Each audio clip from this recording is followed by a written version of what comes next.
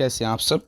आज हम लोग डिस्कस करेंगे हिंदी पेडागोजी, जो हमारी सीटेट 2021 की टारगेट है 30 में से 30 लाने का। आप कहेंगे सर 30 में से 30 कैसे लाएंगे, यहाँ पर तो हमने 15 ही क्वेश्चन पूछते हैं ई पेडागोजी से, तो मैं आपके लिए जो गद्यांश पद्यांश है वो भी तो करवा रहा हूँ। तो उसके लिए भी मैं इसी में बोल रहा हूँ कि 30 में 30 लाना, क्योंकि सारे के सारे टॉपिक, सारे के सारे कंटेंट कराने की मेरी जिम्मेदारी है। मैं आपको कंटेंट टोटल करवा के रहूँगा। तो आपको सिर्फ क्या करना, चैनल में बने रहना है, चैनल को लाइक सब्सक्राइब करके बेल आइकन को प्रेस करना है। तो आज की हमारी जो क्लास है, क्लास नंबर 17 है। इससे पहले हमने आपके लिए 16 क्लास कर दी है, जाके चैनल के प्लेलिस्ट में देख सकते हैं, या फिर वीडियो का डिस्क्रिप्शन में आपको लिंक दे दूंगा। मैंने डिस्क्रिप्शन में लिंक दे दिया हूँ आपके लिए प्लेलिस्ट का, सारे के सारे टॉपिक वाइज जितने भी पेडागोजी हम करवा रहे हैं, लेक्चर वीडियो करवा रहे हैं, मैथ की टेस्ट करवा रहे हैं, ईवीएस की पेडागोजी सीरीज, एनसीईआरटी, जो भी एनसीएफ, जो भी शिक्षण विधियाँ हैं, सब चीज़ का मैं क्या दे रहा हूँ आपको, प्लेलिस्ट दे दिया हूँ डिस्क्रिप्शन में। आप जाकर टोटल देख सकते हैं। ठीक है, तो चलिए मैं आपको नोट्स लेने के नंबर बता दूँ। 7634993536 नंबर पर व्हाट्सएप करके आप नोट्स ले सकते हैं। कंप्लीट नोट्स मिलेगी आपको। तो चलिए देखते हैं आज का पहला वीडियो, पहला क्वेश्चन। क्वेश्चन देखते हैं।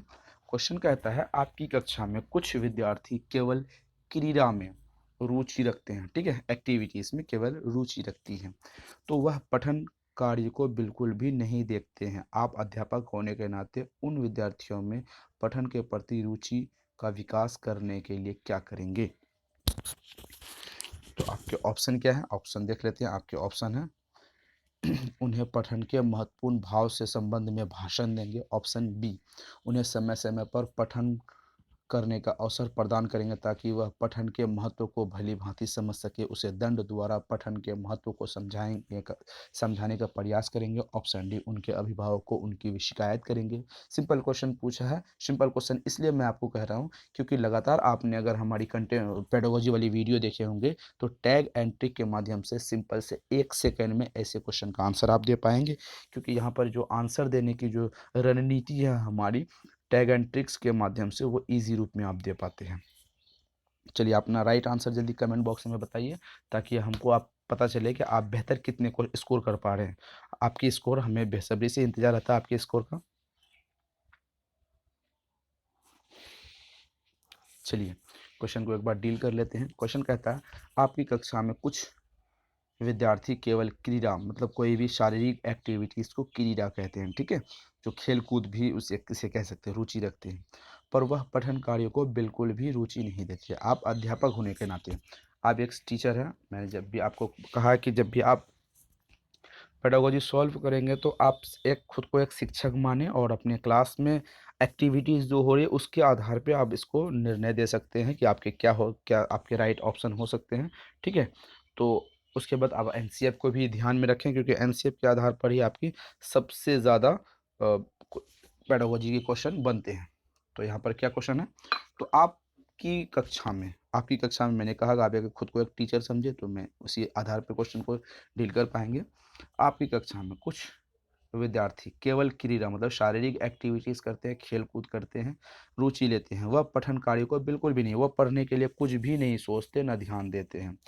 आप अध्यापक होने थे, आप एक टीचर हैं, उस होने के नाते विद्यार्थी को पठन कार्य, पढ़ने के लिए रुचि का विकास कैसे करेंगे।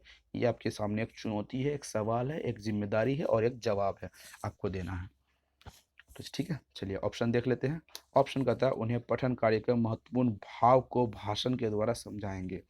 तो आपको मैं बता दूं, आप बच्चे को भाषण नहीं देंगे। यहाँ पर ध्यान से देने वाली बात है। क्वेश्चन को एक बार देख लेते हैं।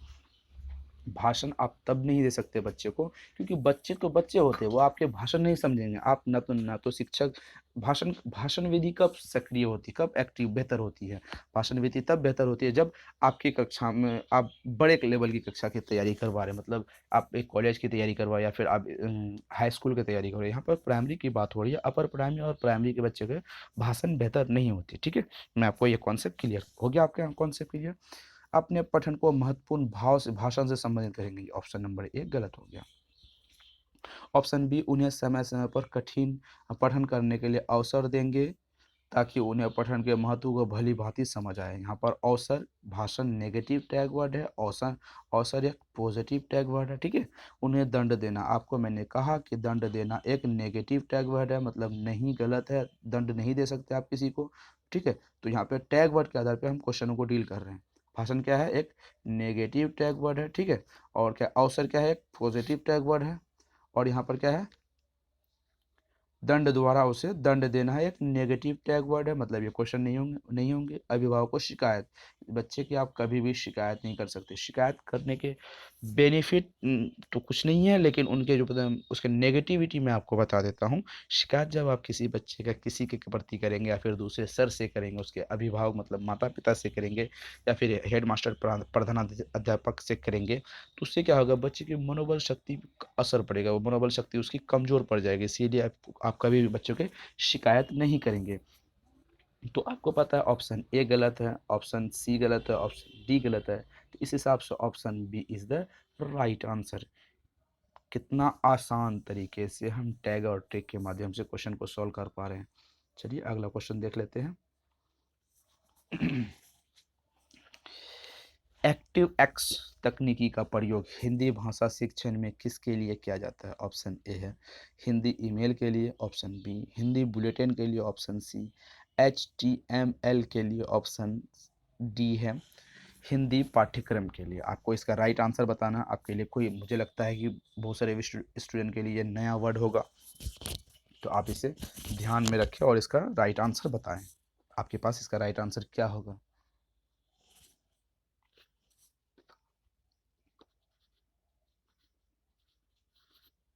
चलिए क्वेश्चन का डिटेल कर लेते हैं हम। यहाँ पर एक्टिव एक्स क्वेश्चन तकनीक का प्रयोग हम हिंदी में ईमेल भेजने के लिए करते हैं। सिंपल और सरल आंसर है इसका। चलिए अगला क्वेश्चन देख लेते हैं। अगला क्वेश्चन पूछा है, भारत में प्राथमिक स्तरीय शिक्षा में सार्वभौमिक भौमीकरण के लिए निम्न में से कौन सा सर्वाधिक बाह्यकारी कारण है जो विद्यार्थी के सर्वांगीण विकास में बाधक है? यहाँ पर क्वेश्चन भी इजी है और ऑप्शन देख लेते हैं। सामाजिक वातावरण, धार्मिक वातावरण, सार्वभौमिक पर व्यय की लागत, ऑप्शन डी है सार्वभौमिकरण का सबसे कम खर्च। इसका राइट आंसर बताना है।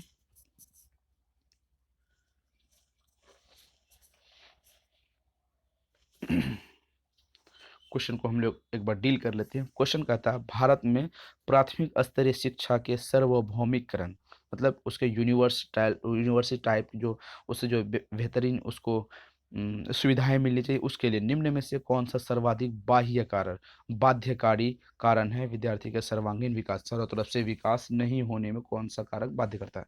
सामाजिक वातावरण शायद हो सकते हैं, धार्मिक वातावरण से शिक्षा से कोई लेना नहीं है, ये भी हो सकते हैं क्योंकि ये भी एक धार्मिक कारण। सार्वभौमिक पर व्यय की लागत, सार्वभौमिक पर व्यय सरकार की लागत थोड़ी तो कम है, इसलिए ये भी हो सकता है। सार्वभौमिकीकरण पर सबसे कम खर्च, व्यय की लागत, या फिर इसकी भी, ये दोनों हो सकते थे। आपके अनुसार क्या है इसके राइट आंसर? चलिए देख लेते हैं।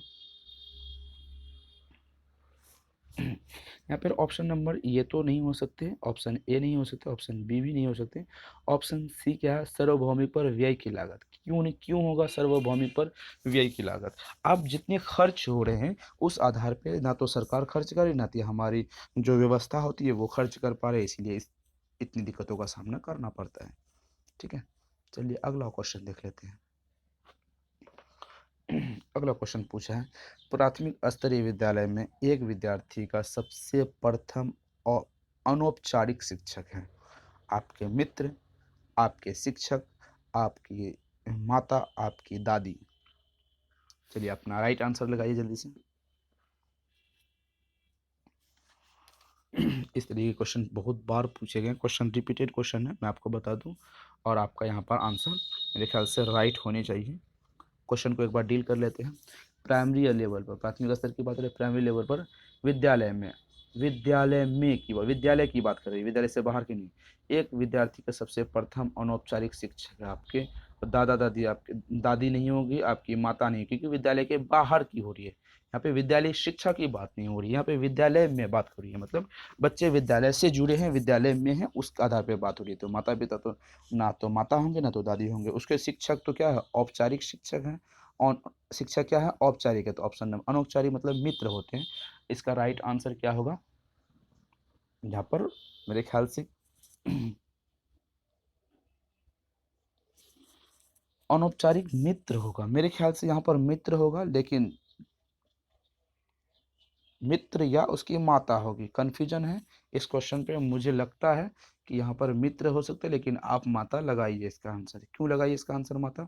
क्योंकि माता है जो एक यहाँ पर क्वेश्चन में कुछ कहीं ना कहीं मेरे ख्याल से मिस्टेक क्या हुआ है। प्राथमिक स्तर पर, यहाँ प्राइमरी लेवल की विद्यालय में, यहाँ पे विद्यालय की बात हो रही, इन द स्कूल। विद्यार्थी, एक विद्यार्थी का सबसे प्रथम उसकी माता है। विद्यालय से बाहर उसकी माता होगी, विद्यालय के अंदर उसकी दोस्त होंगे। ठीक है, तो उसकी माता आप लगा सकते हैं, लेकिन मुझे लगता है कि उसकी ऑप्शन बी होगा। यहाँ पे ऑप्शन सी दिया हुआ है। ठीक है, चलिए अगला क्वेश्चन देख लेते हैं। एक हिंदी भाषा के शिक्षक द्वारा अध्यापन करवाई गई कहानी व कविता के कथन का उद्देश्य है। ऑप्शन ए अर्थ भंडारण का अभाव, ऑप्शन बी विभिन्न भाषाओं का परिचय, ऑप्शन सी सृजनात्मक का विकास, ऑप्शन डी उपरोक्त में से सभी। आप अपना राइट आंसर लगाइएगा। आपके अनुसार इसका राइट आंसर क्या होगा? आप जल्दी बताइए इसका राइट आंसर क्या होगा आपके हिसाब से।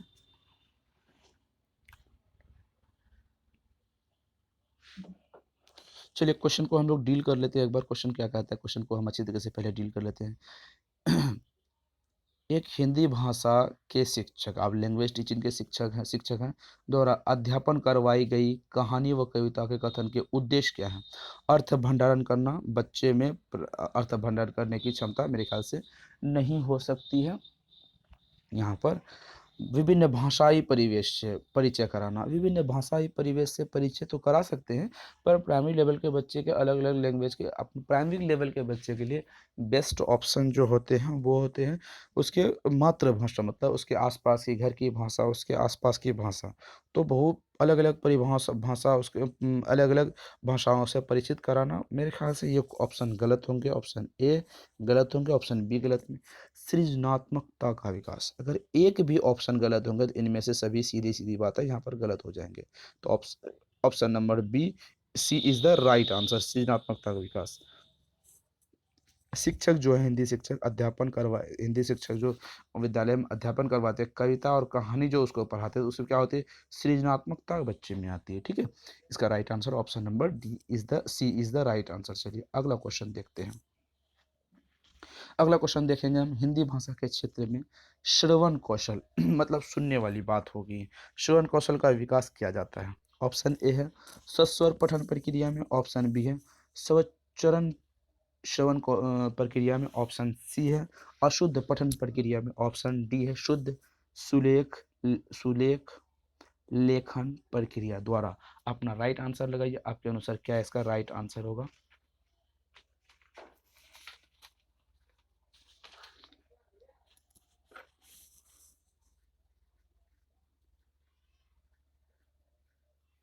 चलिए क्वेश्चन को हम लोग डील कर लेते हैं। क्वेश्चन क्या कहता है? क्वेश्चन कहता है हिंदी भाषा हिंदी भाषा के क्षेत्र में श्रवण कौशल, यहाँ पर बात आती है। श्रवण का सुनने वाली कौशलों का विकास किया जाता है। सुनने वाली कौशलों का विकास कैसे किया जाता है, यहाँ पर आपको ध्यान में रखना होगा। इसका राइट आंसर बताना होगा। सुनने वाली कौशल का विकास कैसे किया जाता है?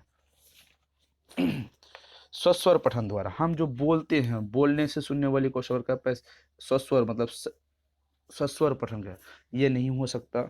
सर्वोच्चरण श्रवण कौशल, यहाँ पे श्रवण आपको दिख रहा होगा, यहाँ पर भी श्रवण आपको दिख रहा होगा। तो इसका राइट आंसर क्या होगा? श्रवण श्रवण दोनों मिलके इसका राइट आंसर क्लियर करवा दिया। Option number B is the right answer. ठीक है, चलिए अगला क्वेश्चन देख लेते हैं। श्रवण कौशल की प्रक्रिया में वार्तालाप की क्या विशेषता है? श्रवण कौशल की प्रक्रिया में वार्तालाप की क्या विशेषता है? वार्तालाप मतलब एक दूसरे से बात करना। करना, स्वाभाविकता उत्पन्न करना, शिष्टाचार उपयुक्त करना, उपयुक्त डी। इसका राइट आंसर सीधा सीधा आपको दिखता होगा, उपयुक्त डी इसका राइट आंसर होगा। कैसे होगा इसका राइट आंसर? चाहे वो आपकी जो आयोग इसका राइट आंसर दे या नहीं दे, आपको राइट आंसर लगाना। मैं आपको डिटेल करके बता रहा हूँ। श्रवण कौशल की बात हो रही है। श्रवण मतलब सुनने वाली बात है। श्रवण कौशल जब आप किसी से करते हैं, प्रक्रिया मतलब करना। वार्तालाप अगर करते हैं, श्रवण कौशल किसी से बातचीत करते हैं श्रवण कौशल की प्रक्रिया में, तो प्रभावोत्पन्न होता है। आपकी जो प्रभावी होती है, आपकी जो विचार होते हैं वो प्रभाव हो सकते हैं। स्वाभाविकता बच्चे में आती है, शिष्टाचार बच्चे में आती है। तो option number D is the right answer. कोई सोचने वाली बात नहीं है। अगला क्वेश्चन हम लोग देखेंगे। अगला क्वेश्चन कहता है जो वाक्य श्रेता या विद्यार्थी की सुषुप्त भावनाओं को जागृत करने में समर्थ हो उसे डैश कहते हैं, मधुरता कहेंगे, ऑप्शन नंबर बी होगा यहाँ पर। समर्थता कहेंगे, ऑप्शन नंबर सी होगा। स्पष्टता कहेंगे, ऑप्शन नंबर डी है। शब्द क्रम कहेंगे। अपना राइट आंसर जल्दी लगाइए, इसका राइट आंसर क्या होगा।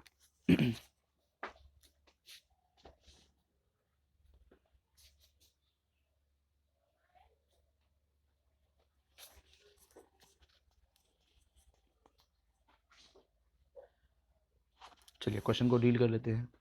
जो वाक्य श्रेता मतलब सुनने वाला श्रेय का श्रेता होता है विद्यार्थी की सुसुप्त भावनाओं से जागृत होते हैं उसे क्या करते हैं, समर्थता कहेंगे। ठीक है, option number C is B is the right answer. चलिए अगला क्वेश्चन देख लेते हैं। प्राथमिक स्तर पर हिंदी भाषा पाठ्यक्रम में रचना वाक्य रचना संबंधी दोष निम्न है। क्या है दोष निम्न? ऑप्शन ए देखेंगे, निरर्थकता शब्द वाले वाक्य, ऑप्शन नंबर बी है जटिल वाक्य, ऑप्शन नंबर सी है निरूपित दोष वाले वाक्य, ऑप्शन नंबर डी है उपयुक्त सभी। अपना राइट आंसर जल्दी लगाइए, आपके हिसाब से राइट आंसर क्या होंगे।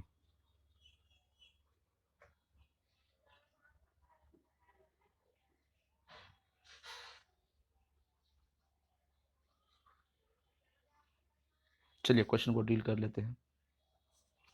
प्राइमरी लेवल पर हिंदी भाषा शिक्षण में वाक्य जो होते हैं वाक्य की रचना संबंधी दोष क्या है, यहाँ पे दोष पूछा है तो निरर्थक शब्द वाले ये तो दोष होंगे ही, जटिल वाक्य ये भी दोष होंगे। प्राइमरी लेवल के बच्चे के लिए हम इतने जटिल वाक्य इस्तेमाल नहीं कर पाएंगे, नहीं कर सकते। अगर हम जटिल वाक्य इस्तेमाल करते हैं तो बच्चे प्राइमरी लेवल के जो बच्चे होते हैं 6 क्लास में जाते हैं तभी वो प्राइमरी लेवल के बच्चे कहलाते हैं। 6 साल की उम्र में बच्चे जटिल वाक्यों को सही नहीं कर पाएंगे, ये भी गलत होंगे।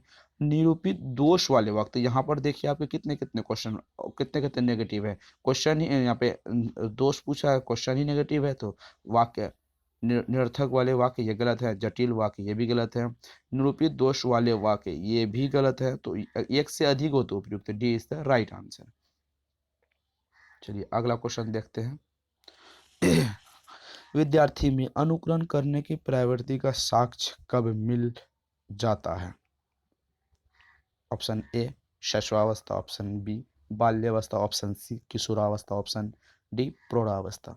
आपके अनुसार जल्दी दीजिए अपना अनुसार कमेंट बॉक्स में। सिंपल क्वेश्चन है, सिंपल टाइप के क्वेश्चन है, आप इस क्वेश्चन का आंसर 1 सेकेंड में दे पाएंगे।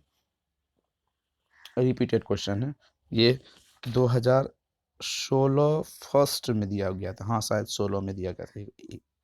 मैंने प्रीवियस ईयर क्वेश्चन देखे हैं और मैं खुद इस चीज़ का एग्ज़ाम भी दिया हूँ और आपको इस चीज़ के बारे में बता रहा हूँ।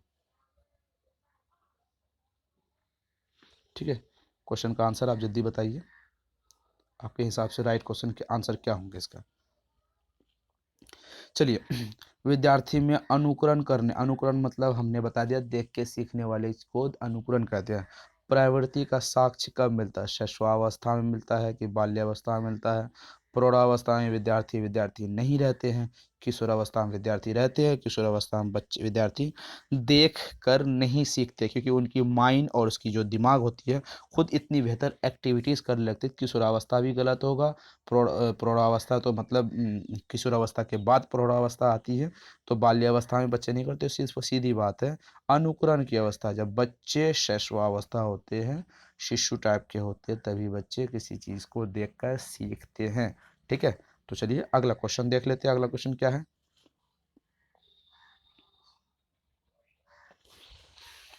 आज के लिए बस इतना ही। आप नोट्स लेने के लिए एक नंबर मैं बता दूं आपको, 7634993536 नंबर पर व्हाट्सएप करके नोट्स ले सकते हैं। आपको कंप्लीट नोट्स मिलेगी, एनसीईआरटी वाली नोट्स मिलेगी, ईवी एनसीएफ 2005 बेहतर तरीके से डील किया गया है। तो आज के लिए बस इतना ही, फिर मिलते हैं अगले